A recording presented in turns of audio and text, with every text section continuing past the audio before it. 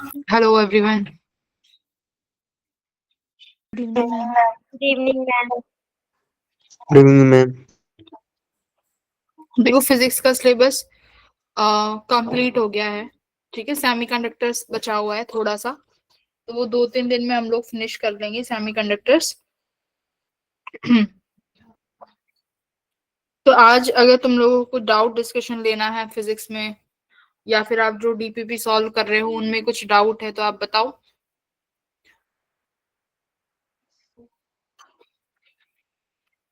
हम्म। यहाँ है आप किसी को कोई डाउट है तो पूछ लो, क्योंकि फिजिक्स का सिलेबस तो ऑलमोस्ट कंप्लीट है।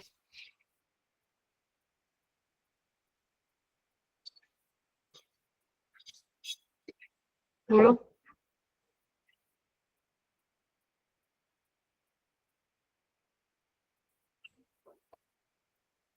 आदित्य,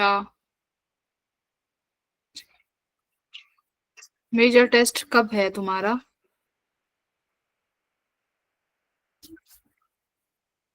30 नवंबर को है ना? हाँ, तो उसी के लिए ही तो बोल रही हूँ, रिवीजन कैसे करनी है रिवीजन। तुम लोग कुछ अपने डाउट पूछोगे तभी तो रिवीजन होगी। कुछ डाउट्स तो आते होंगे पढ़ते वक्त। फिजिक्स में कोई चैप्टर होगा जो बहुत डिफिकल्ट लगता होगा।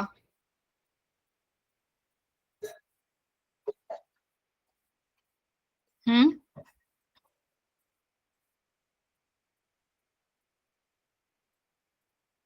कि नहीं, बोलो।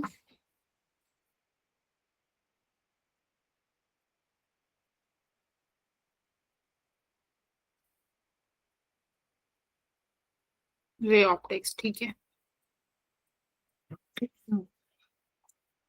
रे ऑप्टिक्स में डाउट है तो तुम लोग असाइनमेंट कर रहे हो? जो हम असाइनमेंट दे, आपके पास जो असाइनमेंट शीट है उसमें से असाइनमेंट कर रहे हो?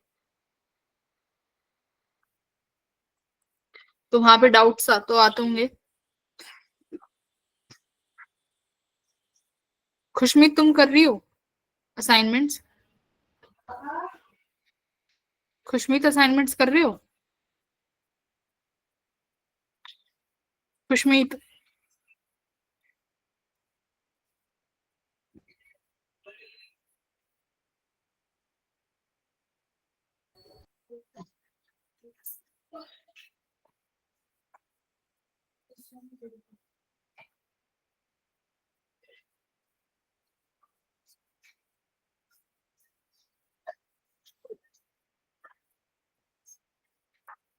कौन सा ऐसा चैप्टर है जिसमें तुम्हें सबसे ज्यादा दिक्कत है?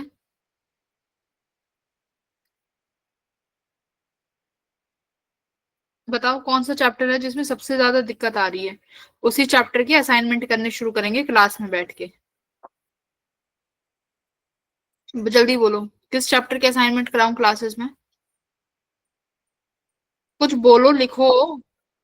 विशाल मैग्नेटिज्म, ये विशाल ही है एक जो पढ़ता है। बाकी ठीक है, मैग्नेटिज्म के असाइनमेंट के लिए बोल रहे हैं Aditya AC, Vanshika optics, ray optics.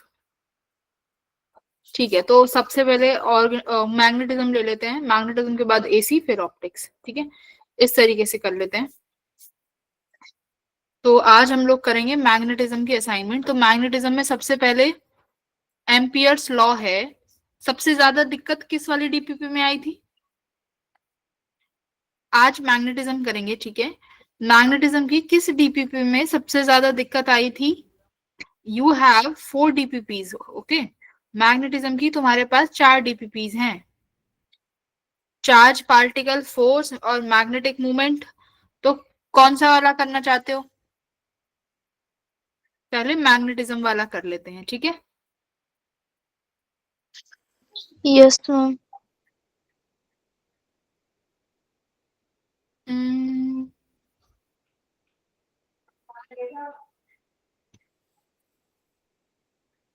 Okay.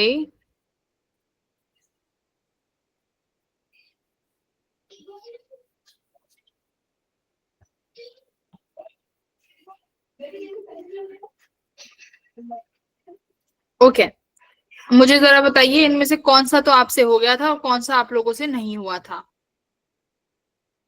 मेरे बेटा?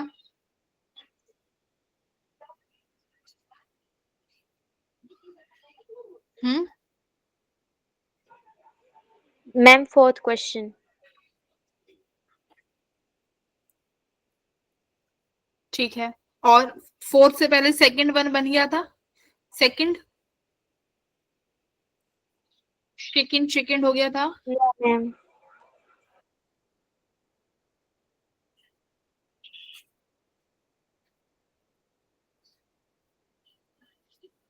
मैम सेकंड समझा दीजिए। एक सेकंड, मेरे पास ना इसकी पीपीटी भी थी, शायद मैंने इसकी पीपीटी। सेकंड और फोर्थ। हाँ जी बेटा।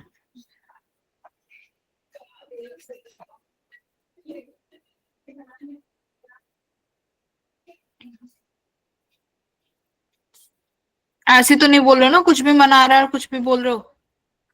No ma'am. हाँ, नो मैम। तो ये है सेकंड क्वेश्चन। नहीं,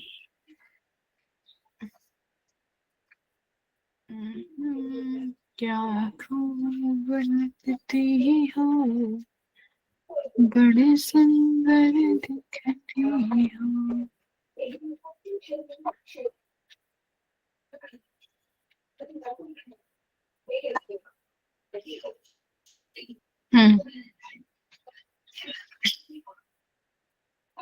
सेकंड क्वेश्चन के लिए बोल रहे हो, right? Yes ma'am.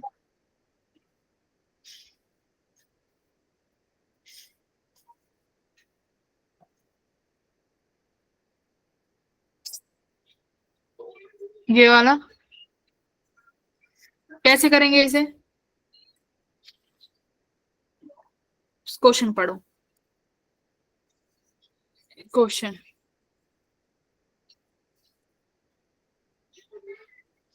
A coil has a pair of loops with n turns and radius r. ठीक है, they are placed coaxially at a distance r and the same current I flows through the loops in the same direction. The magnitude of magnetic field at P midway between the centers A and C given by this.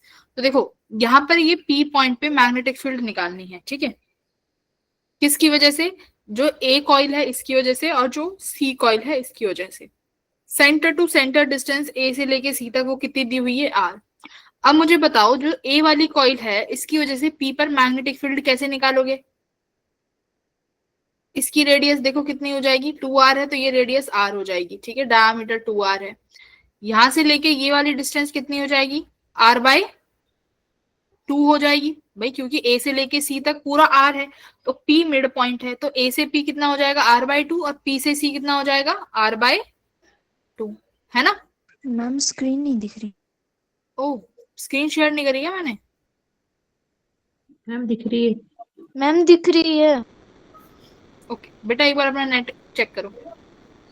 P r/2 r/2। अब मुझे बताओ कि हम लोग coil की वजह से किसी P पॉइंट पे मैग्नेटिक फील्ड का क्या फॉर्मूला यूज करेंगे? Tell me, tell me.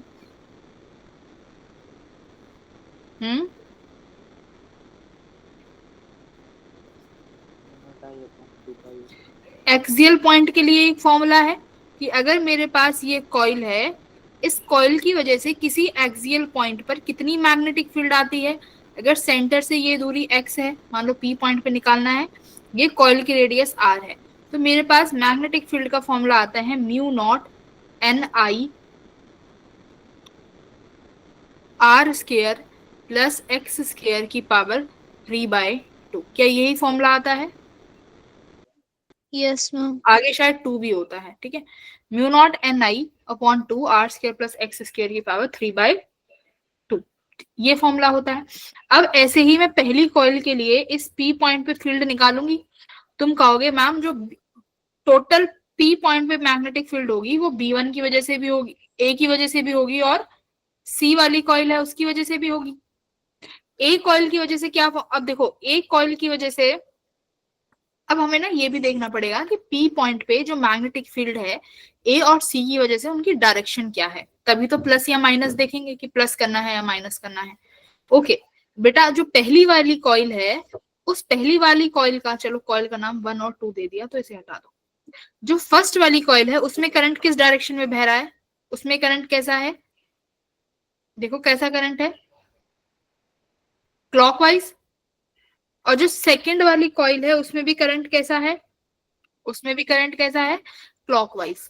That means P point पर जो मैग्नेटिक फील्ड आएगी दोनों कॉइल की वजह से, वो किस डायरेक्शन में आनी चाहिए, अगर करंट सेम डायरेक्शन में है तो magnetic field should be in same direction, हाँ या ना। तो इसका मतलब मैग्नेटिक फील्ड ऐड हो जाएंगी B1 प्लस B2। इतना समझ में आया, मेरी बात समझ में आ रही है कि सर के ऊपर से जा रही है। Hello yes ma'am. भाई, बाकी के बच्चे क्यों रिस्पॉन्स नहीं करते हो, अगली मैं तुम्हारी फिजिक्स की क्लास बंद कर दूंगी क्योंकि सिलेबस हो गया है। अब यहाँ पे रिस्पॉन्स करो भाई। पी पर अगर करंट सेम डायरेक्शन में है तो पी पॉइंट पे मैग्नेटिक फील्ड सेम डायरेक्शन में आनी चाहिए ना दोनों कॉइल की वजह से, तो इसका मतलब मैग्नेटिक फील्ड ऐड हो जाएंगी। अब देखो मैं B1 की वजह से लिखती हूँ, क्या होगा, mu naught, coil number of turn एक ही है, करंट I फ्लो कर रहा है, 2 R कितना है, रेडियस R ही है, एक्स स्क्वायर कितना दे रखा है बेटा यहाँ पे R/2, तो R/2 स्क्वायर करोगे तो R स्क्वायर अपॉन 4 हो जाएगा और उसकी पावर 3/2। सिमिलरली B2 का लिखोगे, क्या लिखोगे, म्यू नॉट, करंट देखो सेम करंट फ्लो कर रहा है, देखो यहाँ दिया हुआ है same current flows, mu naught I/2, second coil की भी रेडियस R स्क्वायर है, दूसरी कॉइल से P की दूरी भी R स्क्वायर बाई 2 है, तो प्लस R स्क्वायर बाय 4, इसकी पावर कितनी हो गई, 3/2।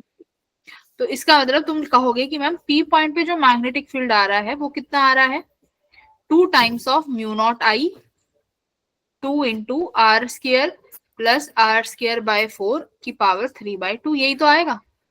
Yes ma'am. Yes ma'am. इसको सॉल्व कर लो, बस ये आंसर है तुम्हारा। तो 4 को एलसीएम ले लो तो ये कितना हो जाएगा, 5R स्क्वायर अपॉन 4, इसकी पावर कितनी है, 3/2। करेक्ट बेटा, ये 2 से 2 कट गया, कितना आया, म्यू नॉट I 5 की पावर 3/2, 5 की पावर 3/2 हो जाएगा। R की पावर बेटा स्क्वायर है, R की पावर स्क्वायर और फिर इसकी पावर 3/2 अपॉन में 4, 4 की पावर 3/2 ऊपर चला जाएगा, 4 की पावर 3/2, यस मैम।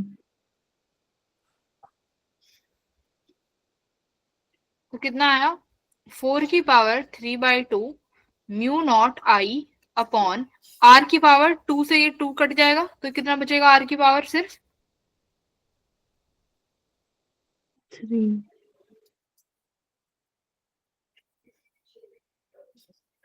अरे हाँ, म्यू नॉट NI यहाँ पे R स्क्वायर रह गया फॉर्मूले में, देखो यहाँ फॉर्मूले में रेडियस R स्क्वायर भी चलता है, R square, mu naught NI R square, ठीक है।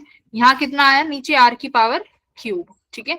यहाँ कितना आया, 5 की पावर 3/2, ये एक R से एक R कट गया, तो क्या बचा मेरे पास, देखो 4 की पावर 3/2 कितना हो जाएगा बेटा, 4 की पावर 3/2 को क्या लिख सकती हूँ, 2 की पावर स्क्वायर और इसकी पावर 3/2 ऐसे लिख दूं, देख सकते हैं ना, जिससे ये स्क्वायर से स्क्वायर कट जाए तो 2 की पावर 3 आ गया, 2 की पावर 3 8 हो जाएगा, तो मेरा आंसर आया 8 म्यू नॉट I अपॉन 5 की पावर 3/2 इंटू R। क्या यही मैग्नेटिक फील्ड दिया हुआ है, यही दिया हुआ है, बोलो ऑप्शन नंबर बी। आया समझ में, बताओ जिसको जहां समझ नहीं आया कोई स्टेप।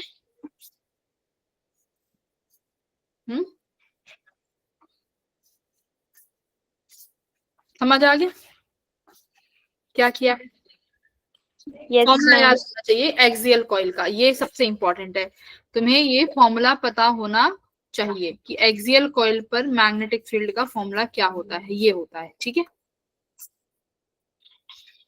और बताओ और कौन सा क्वेश्चन है, ये वाला क्वेश्चन ट्राई करो अगर तुमने कुछ करा है तो।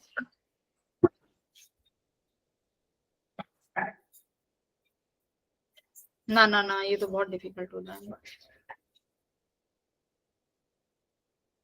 पहले ये वाला करो, चलो बेसिक, क्वेश्चन नंबर 1, बेसिक 1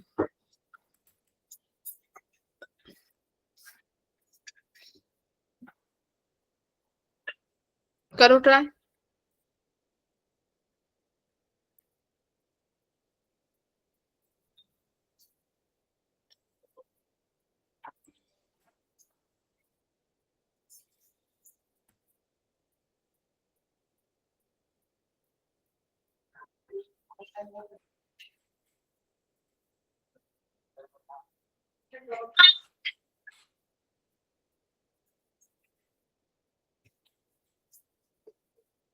कैसे कर पाएंगे इस क्वेश्चन को, कुछ आइडिया?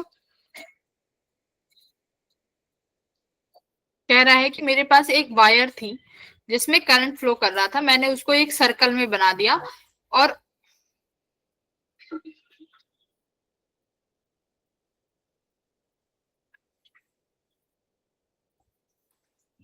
उसको हमने एक सर्कल में बना दिया और उस सर्कल का एक ही टर्न रखा है जिसका मैग्नेटिक फील्ड सेंटर पे कितना आ रहा है, बी आ रहा है।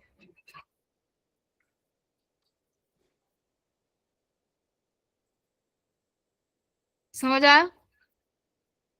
तो सेंटर पर मैग्नेटिक फील्ड, यानी पहले एक वायर थी जिसमें करंट आई फ्लो कर रहा था, मान लो इस वायर की लेंथ कुछ तो होगी, इस वायर की लेंथ एल हो गई, तुमने उसको एक सर्कल में बना दिया। अब ये सेंटर पर मैग्नेटिक फील्ड कितना आएगा, इसकी वजह से करंट फ्लो कर रहा है, तो कितना फॉर्मूला होता है सेंटर पे मैग्नेटिक फील्ड का, mu not I by 2 R. मान लो इस कॉइल की रेडियस आर है, तो ये एक फॉर्मूला हुआ। तो ये सेंटर पे जो बी है इसकी वैल्यू ये हो जाएगी, ठीक है। अब ये कह रहा है कि अब हम क्या करते हैं, इसी कॉइल को दोबारा बनाते हैं, बट वहां पर अब टर्न्स जो है एक की जगह एन टर्न्स होगी, तो बेटा इसकी रेडियस छोटी होगी तभी तो एन टर्न्स हो पाए हैं किसी लेंथ के। तो अब यहाँ पर कह रहा है कि सेंटर पे मैग्नेटिक फील्ड कितनी होगी, तो आप बोलोगे अगली बार जो ये है बी डैश, यहाँ फॉर्मूला होगा म्यू नॉट, करंट तो सेम ही रहेगा, करंट तो बदल नहीं सकता, लेकिन अब की बार टर्न्स कितने हो गए, एन टर्न्स, तो म्यू नॉट आई, टर्न्स के लिए एन से मल्टीप्लाई कर दोगे डिवाइडेड बाई 2। अब देखो रेडियस क्या सेम रहेगा कि चेंज हो जाएगा, बताओ भाई। पहली वाली जो कॉइल थी उसका रेडियस आर था, अब कुछ और नया रेडियस बन जाएगा आर डैश, है ना, क्योंकि आपने उसको कई बार लपेट दिया। एक बार बताओ, अगर एक ही लेंथ है L, there is only length L, अगर उसको पहली बार तुमने जब कर बनाया सर्कल में तो उसकी रेडियस आर थी, अगर अब तुमने उसी कॉइल को बेटा कई बार लपेटा तो इसका मतलब रेडियस छोटी करी होगी ना, लेंथ तो बढ़ घट नहीं सकती। तो ये हो गया आर डैश। अब मुझे ये आर डैश निकालना पड़ेगा कि कितना है, बताओ कैसे निकालेंगे इस आर डैश को, बताओ। लेंथ से, कैसे कि पहले वाला जो कॉइल था उसकी लेंथ कितनी होगी, उसका circumference which is 2 pi R.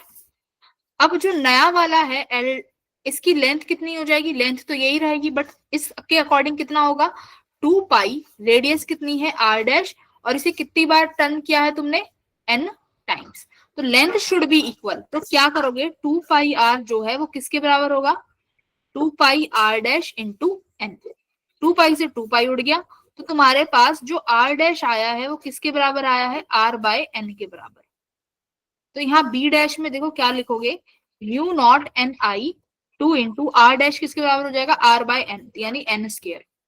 अब ये एज इट इज सारी की सारी टर्न किसके बराबर हो गई, B dash equals to N square को अलग लिख लो बेटा, सारी की सारी बी के बराबर है कि नहीं है, तो बी स्क्वायर के बराबर है, तो ये कितना हो जाएगा N square times of B. बताओ सवाल समझ आया क्या था, हेलो, किसी को सवाल समझ में आया क्या था?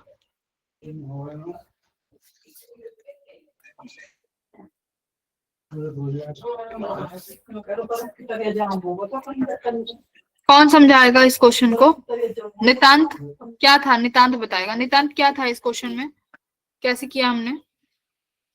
मैम एक लॉन्ग वायर थी, उसमें करंट चल रहा था और उसको पहले उसमें मतलब उसको सर्कल में मतलब बेंड कर दिया, उसके बाद और उसमें एन टर्न मतलब सर्कुलर ग्रुप को एन बार घुमा दिया गया, तो उसमें अब नया जो मैग्नेटिक फील्ड बनेगा वो पुराने वाले मैग्नेटिक फील्ड के कितना गुना होगा।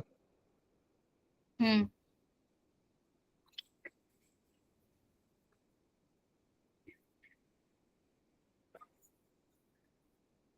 ठीक है, तो ये याद भी कर सकते हो कि अगर किसी कॉइल को एक ही बार टर्न लगाया तो मैग्नेटिक फील्ड बी था, अब मान लो उसी कॉइल को मैंने ऐसे बनाया कि एन टर्न्स लगा दिए, तो मैग्नेटिक फील्ड कितने टाइम्स बढ़ जाएगा, तो कितने टाइम्स बढ़ेगा, एन स्क्वायर टाइम्स, ठीक है, ये याद रखना, एन स्क्वायर टाइम्स बढ़ जाएगा। चलो ये वाला करो, ये एम्पियर्स लॉ का क्वेश्चन है। एम्पियर्स लॉ कौन बताएगा क्या होता है, जल्दी बताओ, व्हाट इज एम्पियर्स लॉ?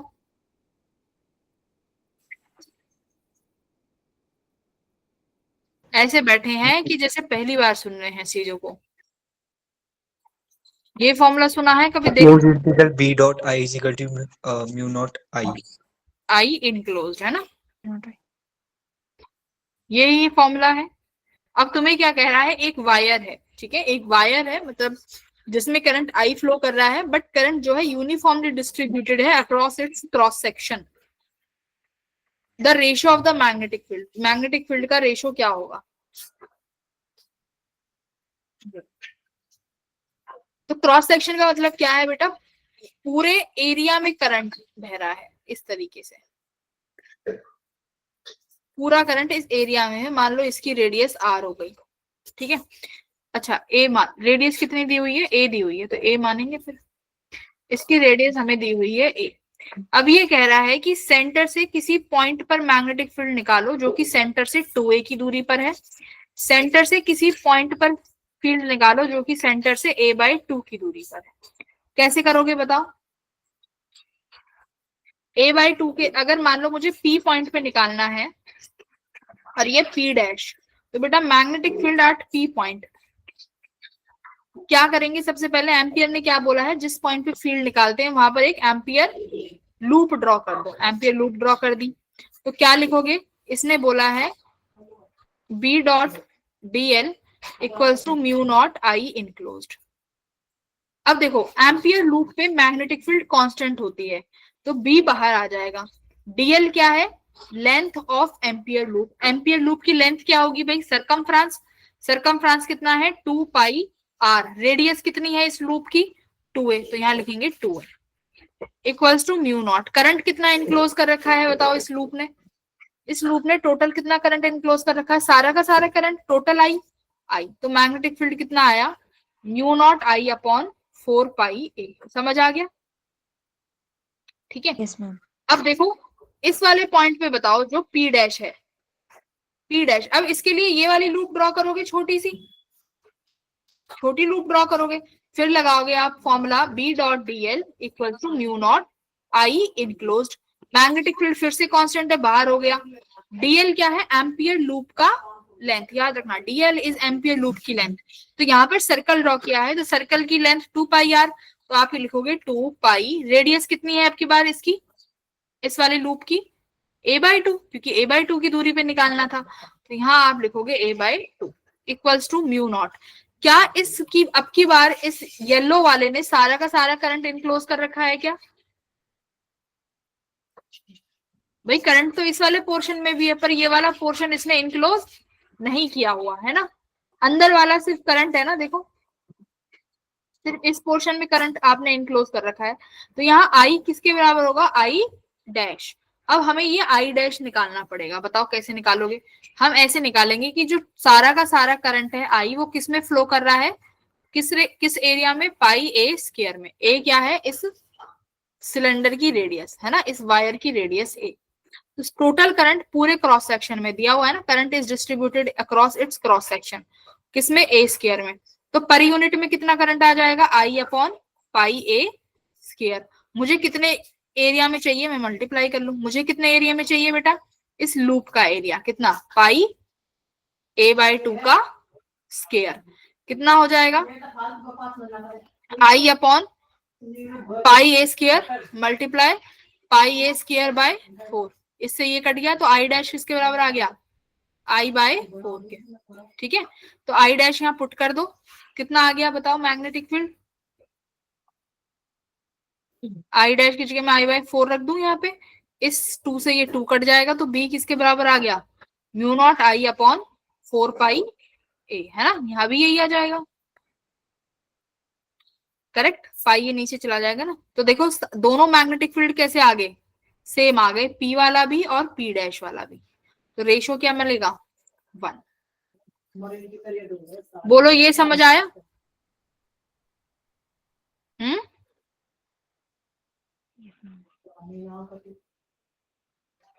समझ आया? Yes, ma'am. एम्पियर लूप्स का क्वेश्चन है ये।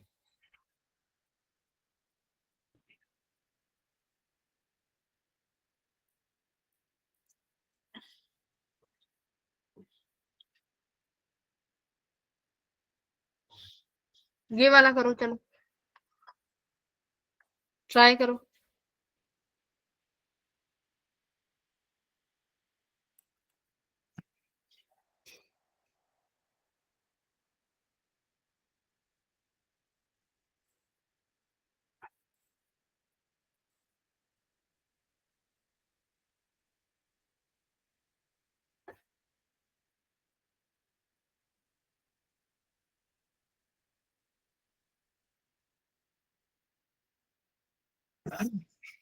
बोलो।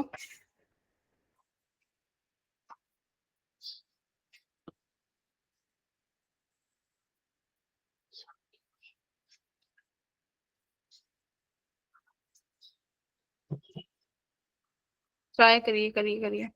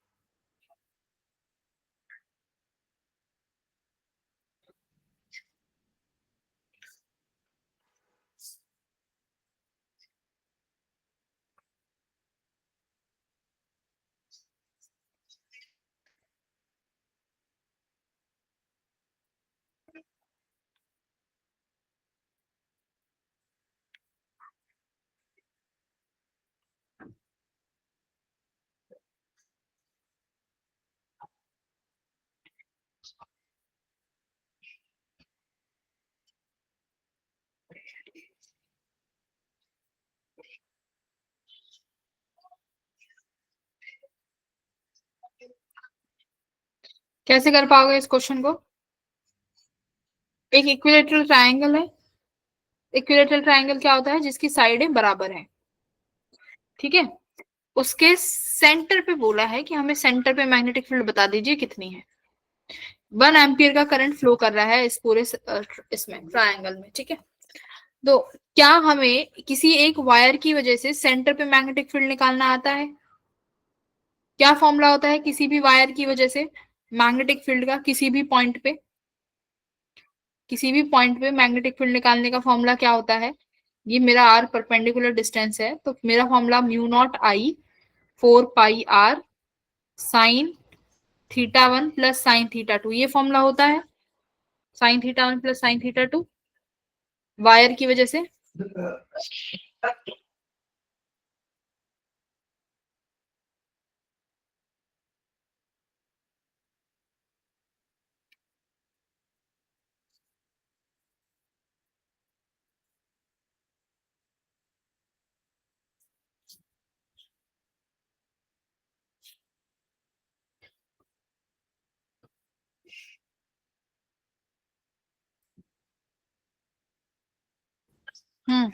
अब तो फॉर्मूला भी बता दिया, करो अब। फॉर्मूला होता है mu not I upon 4 pi R sine theta 1 plus sine theta 2। तो इसका मतलब मुझे एंगल्स चाहिए होंगे। मान लो मुझे इस ए बी की वजह से निकालना है, तो तुम पहले, अरे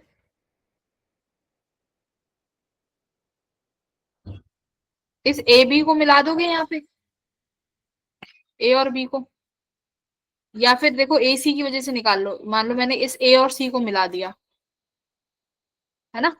अब ये कैसा ट्राइंगल है? इक्विलेटरल ट्राइंगल है। तो बेटा इक्विलेटरल ट्राइंगल में ये पूरा एंगल 60 डिग्री का होता है।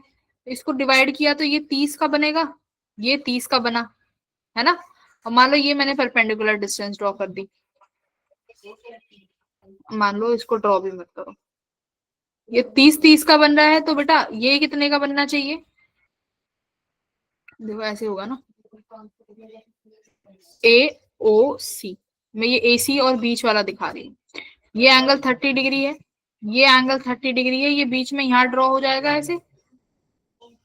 ये परपेंडिकुलर है, ये परपेंडिकुलर है, तो ये 90 डिग्री, ये 30 डिग्री, तो ये 60 डिग्री का हो जाएगा, और ये एंगल भी 60 डिग्री का हो जाएगा, करेक्ट। तो AC की वजह से यानी एक की वजह से मैग्नेटिक फील्ड आया म्यू नॉट I अपॉन 4 पाई। ये R क्या होता है? R perpendicular distance. एंगल कितने बने? 60 60 के। एक सेकेंड, 9 7 8 9 90 90 80, ठीक है। तो साइन 60 कितना हो गया? √3/2। दूसरा भी साइन Yes, 60 ma'am. है, तो ये भी कितना हो गया? प्लस का √3/2। 3/2. हमें ये R परपेंडिकुलर चाहिए होगा, ये वाला डिस्टेंस। देखो ये R परपेंडिकुलर कितना बनेगा बताओ? ये वाला R परपेंडिकुलर, ये वाला, ये कितना हो जाएगा? ये टोटल लेंथ L है, तो ये परपेंडिकुलर ही तो ड्रॉ किया है मैंने बीच में, तो ये L/2 हो गया। इफ दिस इज L/2, तो ये L/2 का ये कौन सा कंपोनेंट आएगा यहाँ पे? AO का L/2 का cos 30 डिग्री,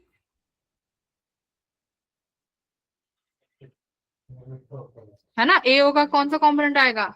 L/2 का cos 30। cos 30 degree. का होता है √3/2। तो कितना आया ये? L/2 √3/2, तो कितना है? √3L/,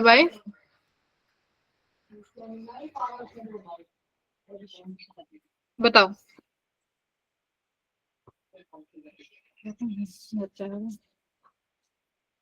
बताओ। तो OL आ गया मेरे पास। अगर कि भाई ये L/2 है, तो ये L/2 का इतना ही तो बनेगा, √3L/4। तो B equals to mu naught I 4 pi √3L upon 4। तो 4 से ये कट गया, तो ये कितना बना? 2√3। तो ये सिर्फ √3 बनेगा। तो मैग्नेटिक फील्ड आया देखो mu naught I upon √3 πL multiply √3। तो √3 से √3 कैंसिल हो गया। तो ये तो अभी एक ही वायर की वजह से आया है। कितना? B equals to mu naught I upon πL, इतना आया ना। सब कुछ कट गया। 2√3, 2 से 2 कट गया, ये मेरी √3 से √3 कट गई, सब कुछ कट गया। तो यानी अब अगर ये एक की वजह से आया है, 3 वायर की वजह से कितना मल्टीप्लाई कर दूं? 3 से मल्टीप्लाई कर दूं, 3 वायर से। तो B equals to 3 as it is. Current की वैल्यू कितनी है बेटा? 1 एम्पियर मल्टीप्लाई म्यू नॉट का फॉर्मूला क्या हो जाएगा? 4 पाई इंटू 10⁻⁻7। म्यू नॉट की वैल्यू रख दो अपॉन पाई। लेंथ कितनी दे रखी है देखो ट्राइंगल की? 4.5 इंटू 10⁻²। पाई से पाई चला गया, तो B ऊपर कितना आया? 4 3 जा 12 मल्टीप्लाई 10⁻⁻7। ये अपॉन में 4.5 ऊपर चला जाएगा। देखो 10 की पावर ये +2 हो गई, तो कितना ऊपर कितना बना? 10⁻⁻5। 12 को डिवाइड कर दो, 45 120 डिवाइडेड बाय 45 कितने पे जाएगा? 45 के टेबल में 5 15 4 12 13 5 5 25 5 22 120 डिवाइडेड बाय 45 करके देखो कितना आ रहा है।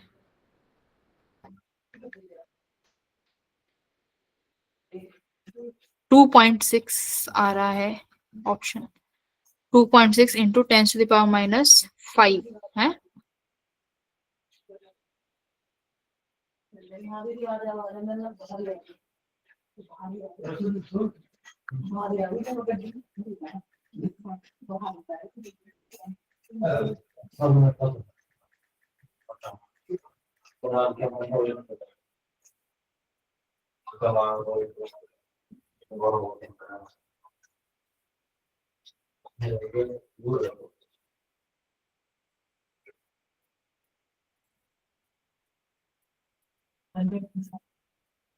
ये शायद लेंथ निकालने में कुछ गड़बड़ हो गई क्या? ये L/√3 cos 30 डिग्री,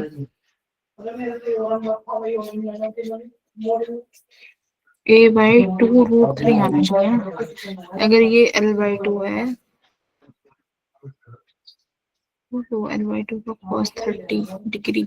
एक सेकेंड देखना एक बार, ये L/2 निकालने में यहाँ कुछ गड़बड़ हुई है। L/2 ये जो OL निकालना था परपेंडिकुलर डिस्टेंस, ये कैसे निकालेंगे? ये L/2 है, this is L/2। If this is L/2, अरे देखो क्या निकाल दिया।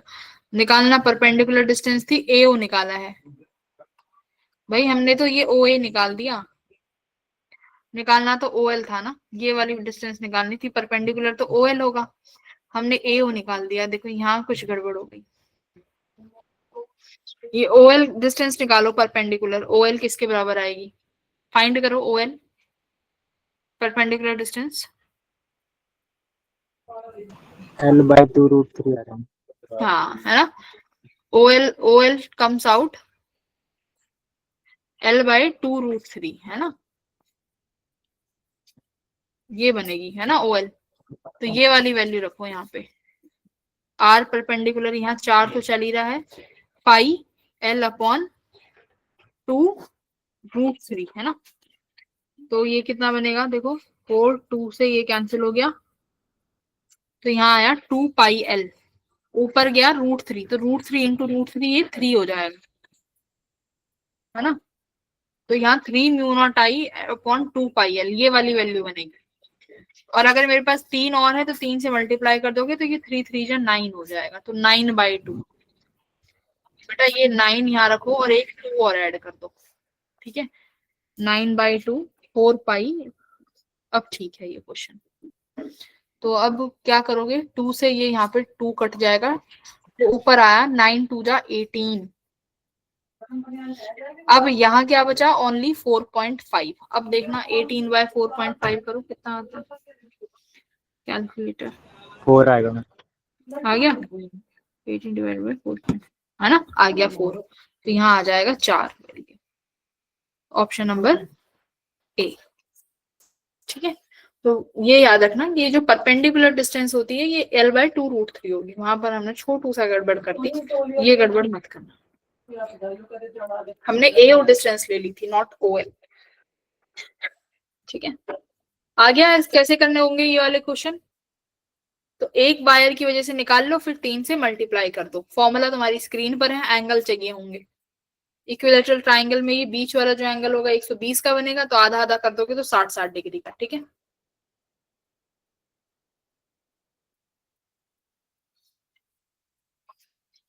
चलो ये वाला करो सब, इसको तो मुझे सबसे आंसर चाहिए ये इस वाले क्वेश्चन का। ए पॉइंट पे और सी पॉइंट पे तुम्हें मैग्नेटिक फील्ड का रेशियो निकालना है A/C का।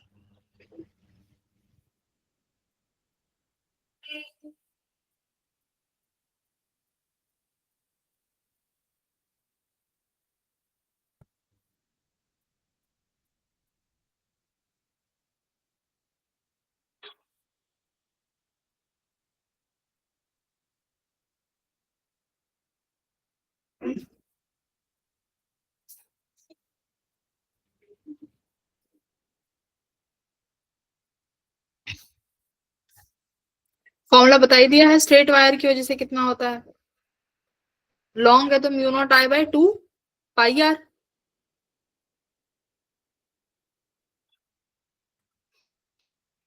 आर्यांश कितना आंसर आ रहा है इसमें,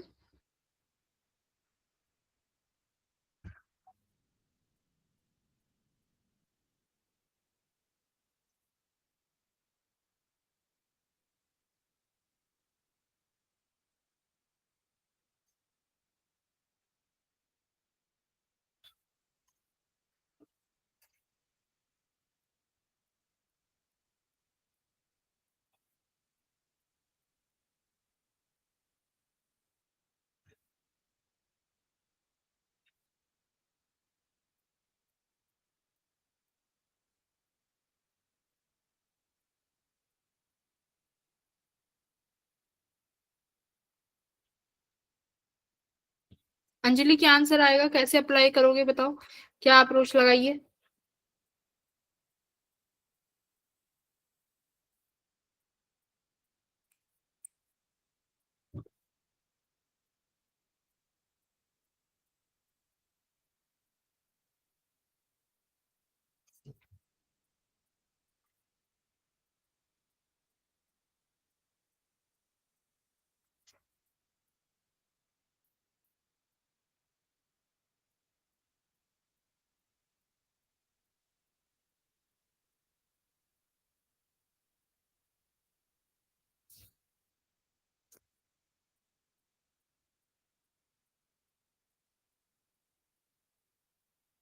आर्यन ए, हाँ नितांत बोलो। आंसर 5 आ रहा है। नितांत का भी ए आया है और आर्यांश ने भी ए आंसर दिया है, पहले बी दे के ए दे दिया। साहिल तुम्हारा क्या आ रहा है? खुशमीत, साहिल, विशाल? मैम ए ही आ रहा है। ओके, चेक करना पड़ेगा ए है या नहीं है। विशाखा तुम्हारा क्या आ रहा है?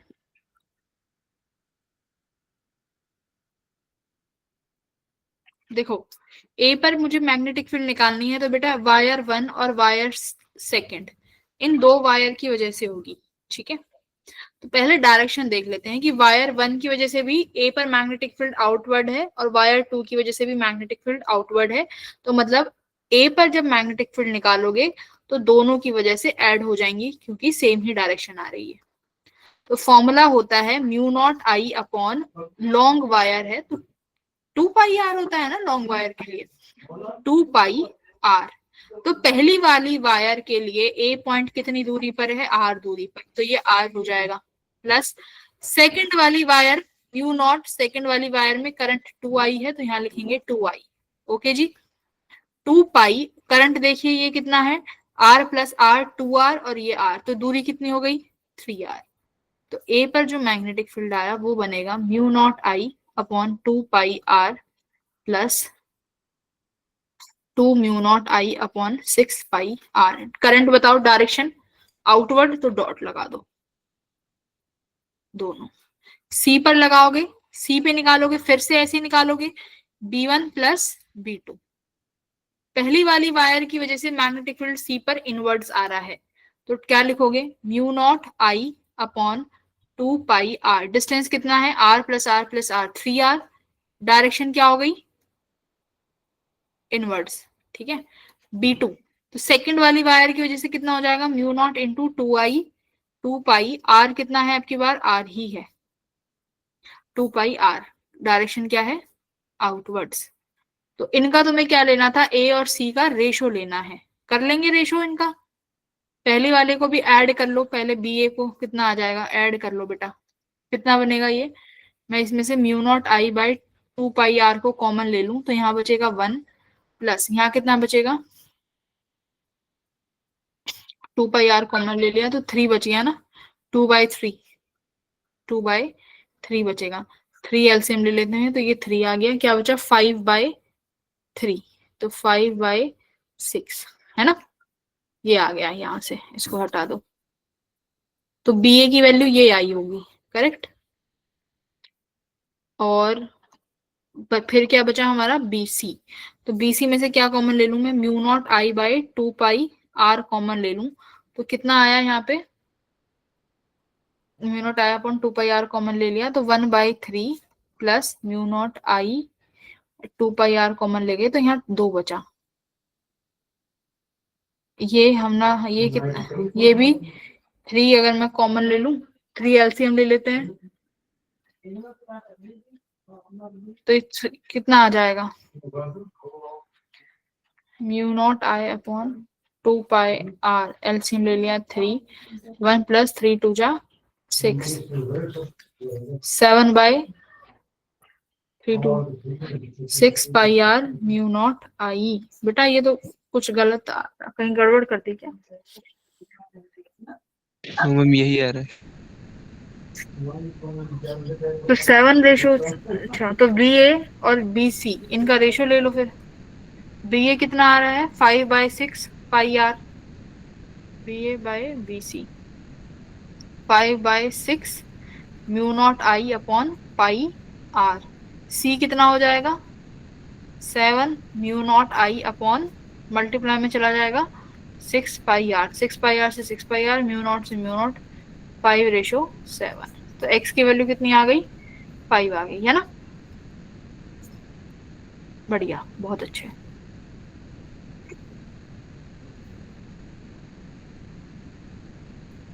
चलो ये वाला करो, करो इसे सॉल्व।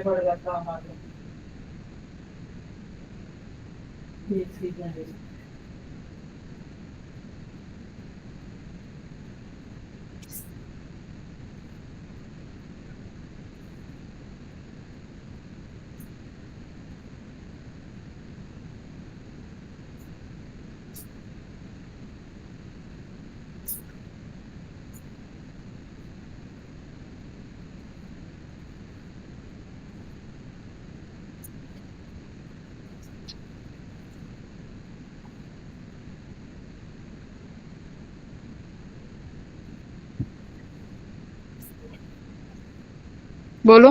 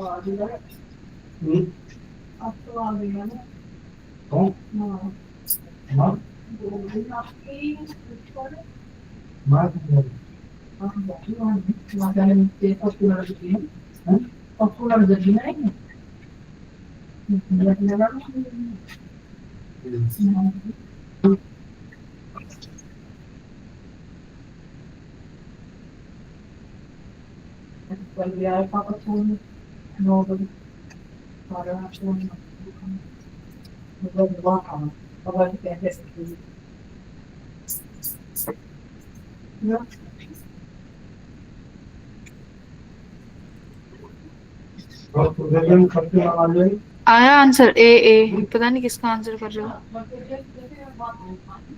कितना आया है इस वाले का? इसमें देखो दो आपके पास सर्कल हो गए ना, एक तो ऐसे है, ऐसे करंट फ्लो कर रहा है जिसमें आई, करेक्ट। सेंटर पे मैग्नेटिक फील्ड पूछा है इसकी वजह से, एक ऐसे है, इसकी वजह से सेंटर पे फील्ड, ठीक है। ये रहा आई। तो देखो पहली वाली कॉइल ये है और सेकंड कॉइल ये है। मैग्नेटिक फील्ड की वैल्यू तो लगभग तुम्हें पता ही चल गई होगी कि सेम ही होगी, क्योंकि सेंटर पे कॉइल की वजह से फील्ड का फॉर्मूला यही है, mu not I by 2 R, है ना। डायरेक्शंस देखनी पड़ेंगी, डायरेक्शन क्या है। देखो दोनों आइडेंटिकल हैं तो हमारे पास आर भी सेम है, करंट भी सेम है। डायरेक्शन देखो, पहली वाली कॉइल की वजह से मैग्नेटिक फील्ड कैसे आ रहा होगा, ऐसे बाहर की तरफ, तो ऐसे बाहर की तरफ घुमाओगे तो थंब इधर आ रहा है, तो यानी ये वाली मैग्नेटिक फील्ड B1 ऐसे हुई। सेकंड वाली कॉइल ऐसे है तो इसकी वजह से मैग्नेटिक फील्ड ऐसे ऊपर जाएगा, B, है ना, देख पा रहे हो। एक ऐसे कॉइल आया मैग्नेटिक फील्ड बी और एक ऐसे ऊपर की तरफ आया बी, यानी इनके बीच में दो कितना एंगल है 90 डिग्री का। तो इनका रिजल्टेंट कैसे निकालोगे, B square plus B square, क्योंकि मैग्नेटिक फील्ड तो सेम है, प्लस 2 b1 b2, तो बी स्क्वायर हो जाएगा cos 90 डिग्री, तो ये टर्म तो जीरो हो गई। तो कितना आया बी नेट, √2 बी। तो यहाँ √2 b की वैल्यू म्यू नॉट, करंट कितना है, करंट कितना दिया हुआ है √2a अपॉन 2, रेडियस कितनी दे रखी है 20 सेंटीमीटर, तो इसको 10⁻⁻2 से मल्टीप्लाई कर दो मीटर्स के लिए। म्यू नॉट का फॉर्मूला क्या लिख सकते हो, म्यू नॉट की वैल्यू 4 पाई इंटू 10⁻⁻7, तो 4 पाई इंटू 10⁻⁻7, ठीक है। तो ये √2 ये 2 से कैंसिल हो जाएगा, तो पाई में आंसर आना चाहिए, पाई बोला है 3.14 रख लो, तो ये हो जाएगा देखो 4 × 3.14 10⁻⁻7, ऊपर जाके ये 2 प्लस का हो जाएगा, यहाँ बचा ये 20, तो 4 5 जा 20 हो गया, तो ये बना 3.14/5 मल्टीप्लाई 10⁻⁻5, है ना। तो कितनी वैल्यू आ रही, कैलकुलेटर से करो, मतलब तुम कैलकुलेटर से मत करना, तुम कैलकुलेट करो 5, तो 0.628 आ रहा है, 0.628 10⁻⁻5, तो यहाँ पर -8 में पूछा है, तो 628 क्या लिख सकते हैं 10⁻⁻8, है ना। तो option number D will be your answer, correct. Yes ma'am. तो इस तरीके से ये बहुत इंपॉर्टेंट क्वेश्चंस हैं, इनको हल्के में मत लेना। चलो ये वाला क्वेश्चन करो, एम्पियर लूप का क्वेश्चन है, एम्पियर्स का ही क्वेश्चन है ये, एम्पियर्स लॉ का।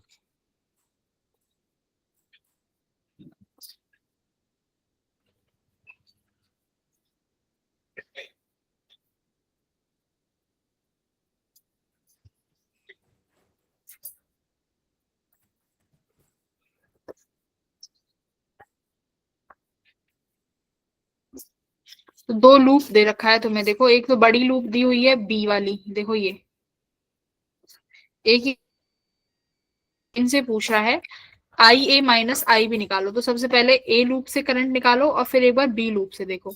एम्पियर्स का फॉर्मूला होता है B.dl equals to mu not I.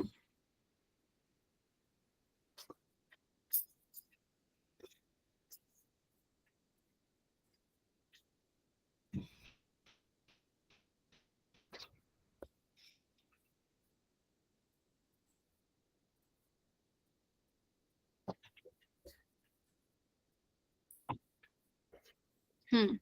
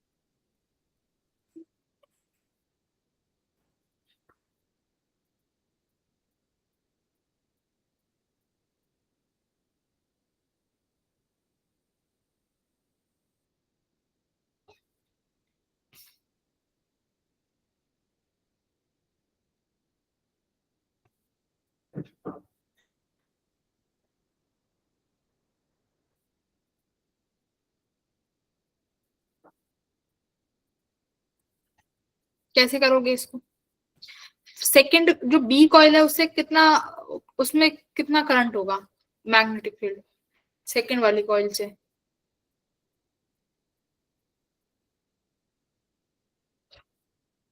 B coil से, तो देखो बी कॉइल से तो आने वाला करंट और बाहर जाने वाला करंट बराबर हो गया ना, यहां से तो करंट निकल रहा होगा और यहां से करंट एंटर कर रहा होगा, तो इस कॉइल लूप में जो बी लूप है इसमें तो आई इनक्लोज्ड ही जीरो है, करेक्ट, आई इनक्लोज्ड ही जीरो है, तो इसने इनक्लोज्ड करंट पूछा है। तो भाई सेकंड में तो आई भी जीरो हो गया, आई भी हो गया जीरो, क्योंकि आने वाला करंट और जाने वाला करंट बराबर है। मेरी बात समझ में आ रही है? एम्पियर लॉ क्या कहता है कि अगर मान लो आपने एक एम्पियर की लूप बनाई है, सपोज करो कोई करंट इस डायरेक्शन में है आई, कोई करंट इस डायरेक्शन में है आई, यानी दो वायर हैं, इनवर्ड और एक आउटवर्ड करंट फ्लो कर रहा है, मेरे पास एक ही लूप है। तो बेटा अगर मान लो एम्पियर लूप की डायरेक्शन ये है, तो क्या कहता है आपका एम्पियर लॉ? ये कहता है कि जो डायरेक्शंस एम्पियर लॉ के अकॉर्डिंग है उन्हें तो प्लस ले लो, और जो दूसरी हैं उन्हें नेगेटिव ले लो। तो इसका मतलब एक तो प्लस और एक तो नेगेटिव होनी है, और अगर दोनों करंट बराबर हैं तो आई इनक्लोज्ड कितना हो जाएगा? आई इनक्लोज्ड जीरो हो जाएगा ना, जैसा बी कॉइल में हुआ है। तो इसका मतलब जो करंट होगा वो सिर्फ ए ही कॉइल से जा रहा होगा। तो ए कॉइल से कितना करंट जा रहा होगा ये बताओ। अब यहाँ पर क्या दिया हुआ है? चार्जेस। अब करंट निकलेगा यहाँ से, मेरे पास एन चार्जेस हैं जिनकी एक की वैल्यू क्यू दे रखी है, तो आई किसके बराबर होता है? क्यू अपॉन टी के। यहाँ कितने चार्जेस हैं? एन चार्जेस, तो कितने के बराबर हो जाएगा? एन क्यू बाय टी के। अब क्या कह रहा है? जो सर्कल है रोटेट कर रहा है about its axis with angular velocity omega. तो यानी यहां से टाइम पीरियड कितना निकल के आ जाएगा? रेडियस आर है तो टाइम किसके बराबर हो जाएगा? Distance upon velocity. किसके टर्म्स में आंसर है ये भी नहीं दे रखा। डिस्टेंस कितना है? 2 पाई आर, अब रेडियस हो गई आर, वेलोसिटी ऊपर चला जाएगा v, ठीक है। अब देखो वेलोसिटी ना देखे ओमेगा दे रखा है, तो n q upon 2 pi r, velocity को क्या लिख सकते हो आप? R omega. तो यहाँ आर ओमेगा से मल्टी, आर से आर कट गया, क्या आ गया? N q omega upon 2 pi. बोलो, बाकी इसका एक बार आंसर देखना पड़ेगा किस फॉर्म में दे रखा है, उसके अकॉर्डिंग आंसर आएगा। एक बार मैं वो देख लेती हूँ क्या दे रखा है।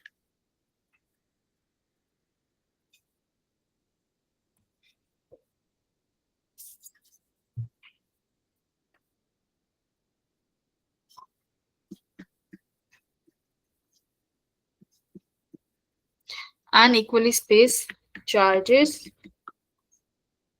each of value q। क्या ये आंसर आ रहा है तुम लोगों का भी?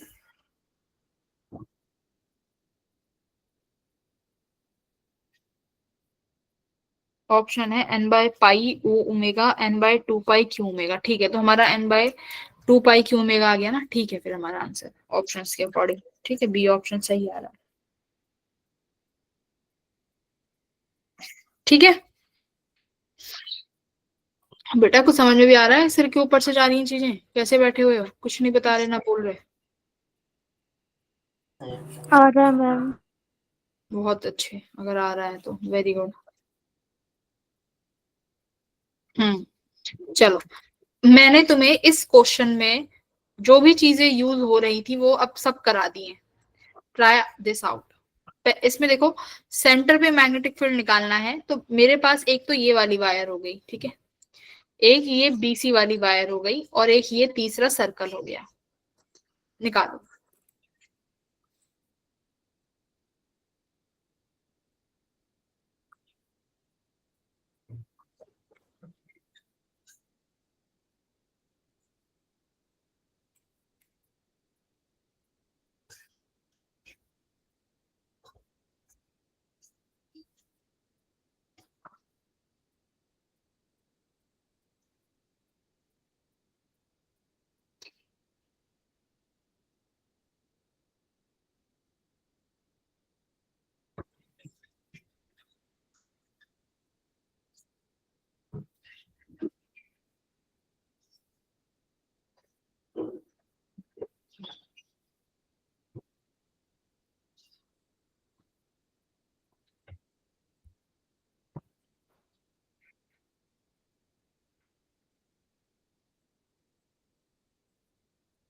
करो।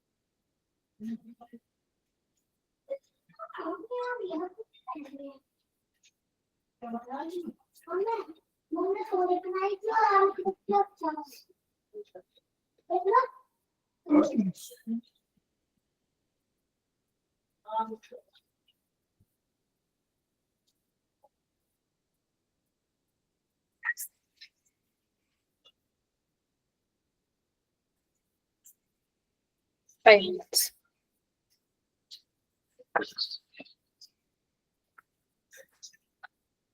करिए इस क्वेश्चन को। क्या, कहाँ से, कौन सा?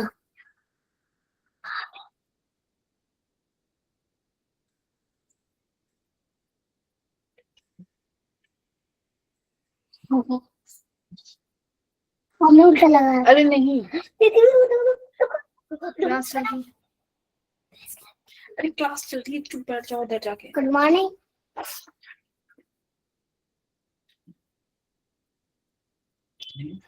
मुझे चलो कुछ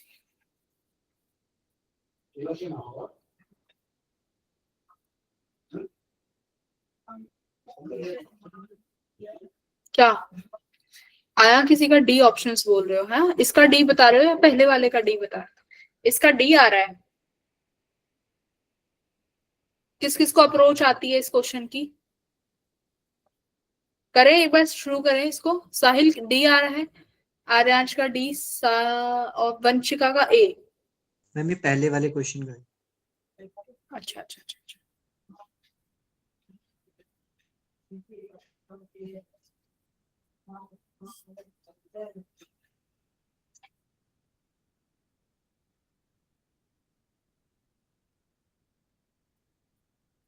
कैसे करेंगे देखो, पहले हम निकालते हैं, यानी मेरे पास ओ पर जो मैग्नेटिक फील्ड आएगी वो 1 की वजह से, सेकंड वाला वायर और थर्ड वाला वायर डायरेक्शंस के साथ लिखेंगे, ठीक है, पर इन तीनों को ऐड करेंगे। पहली वाली वायर देखो कैसी है, वेरी लॉन्ग वायर, यानी इसका ए जो पॉइंट है वो बहुत इंफिनिटी तक जा रहा होगा, इसकी वजह से ओ पॉइंट पे निकालना है। देखो बी पॉइंट तो ये रहा, तो हमने क्या सीखा है कि वायर के एंड पॉइंट मिलाते हैं, तो वायर का ये एंड पॉइंट मिला दिया, ठीक है, और ये वाला मिलाओगे, इंफिनिटी पर जा रहा है जो कि मिलेगा नहीं। हमें एक परपेंडिकुलर डिस्टेंस चाहिए होती है, तो ये परपेंडिकुलर डिस्टेंस ड्रॉ करनी पड़ेगी। तो ये परपेंडिकुलर डिस्टेंस तो मुझे साफ साफ दिख रहा है, सेंटर सर्कुल मतलब सर्कल है तो उसका रेडियस ही होगा आर। ओके, फॉर्मूला क्या होता है, B1 का आप लिखोगे, B1 का formula mu not I upon 4 pi r perpendicular distance sine θ1 plus sine θ2, correct. तो लिखोगे mu not I upon 4 pi, r perpendicular क्या है भाई, इस सर्कल का radius which is r only. अब देखो θ1 और θ2 क्या थे, दोनों वायर के एंड से इस सेंटर पर जो एंगल बनेगा वो क्या बनेगा। तो देखो जो इनफाइनाइट पे जाता है, जो पॉइंट इनफाइनाइट हो जाता है उसे जब मिलाते हैं तो कितना एंगल आता है, 90 डिग्री। अरे भाई 0 नहीं आता, 90 आता है इन्फिनिटी वाले को। 0 जब बनता है जब कोलिनियर हो जाता है, मतलब सेम पॉइंट आ जाए। ओके, तो जो इन्फिनिटी वाला पॉइंट होता है वो 90 डिग्री का एंगल बनाएगा, यानी ये वाला तो एंगल जो बन गया भाई वो बन गया 90 डिग्री, ठीक है। मुझे ये वाला एंगल चाहिए, एक सेकेंड, हाँ ठीक है। तो एक तो मेरा साइन 90 डिग्री हो गया, दूसरा वाला बताओ कितना बनेगा।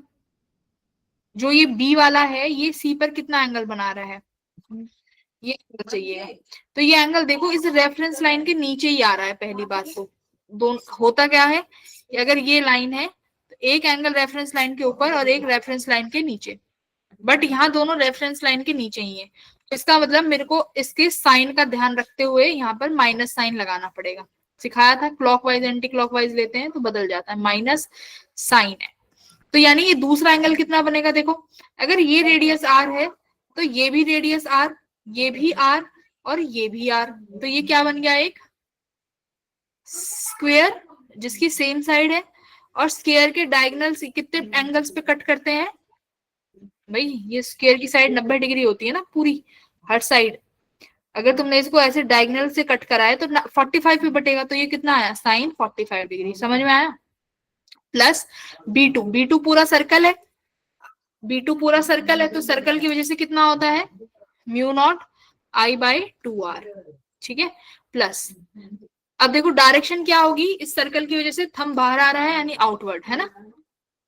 अब वायर की वजह से देखो थंब की करंट, थंब को अपने इस करंट की डायरेक्शन में रखो तो ये तीनों उंगली अंदर जा रही है, तो यानी यहां पर बनेगा inward direction which is cross. B3 BC वाली वायर देखो, सिमिलरली वायर के एंड्स को मिलाते हैं तो क्या लिखोगे, mu not I/4 pi R perpendicular. तो R परपेंडिकुलर यही होगा, ये वाला R हो जाएगा। देखो मैं जो अभी कलर इस वाले कलर से बनाती हूँ, ये वाला कलर हो जाएगा ना R, तो ये भी R परपेंडिकुलर हुआ, R आ गया। अब एक एंगल ये रहा और एक एंगल इंफिनिटी की तरफ जा रहा होगा, तो साइन एक एंगल 90 डिग्री हो जाएगा बेटा, जो C वाला बनेगा, और जो B वाला बनेगा फिर से वो 45 डिग्री का बनेगा, हाँ या ना। बट अब की बार वो प्लस का ही हो जाएगा, क्यों, देखो ऐसे ये B है और ये C की तरफ जा रहा है, ये रहा, तो B का ये वाला एंगल 45 डिग्री, क्योंकि ये एक परपेंडिकुलर लाइन के इधर है और एक ये इधर जाएगा, तो ये 90 डिग्री हो जाएगा, हाँ या ना। अब डायरेक्शन देख लो, C वाले की तरफ थंब इधर रखो तो करंट कहाँ रहा है, आउटवर्ड, तो इसको डॉट से दिखा दो, तो हो गया म्यू नॉट I/4 पाई R, ये 1 माइनस 1/√2 और वो plus mu not I/4 pi R 1 plus 1/√2। Direction outward है, याद रखना, ठीक है, एक क्रॉस और एक डॉट, और दूसरा म्यू नॉट I/2R। क्या इनको प्लस माइनस कर सकते हैं अब हम, कर सकते हैं प्लस माइनस आराम से। Yes ma'am. एक सेकेंड, ये ऐसे है तो इसकी वजह से इनवर्ड, ये ऐसे है तो इसकी वजह से आउटवर्ड, और इसकी वजह से आउटवर्ड, एक की वजह से ही इनवर्ड आ रहा है, ठीक है, डन।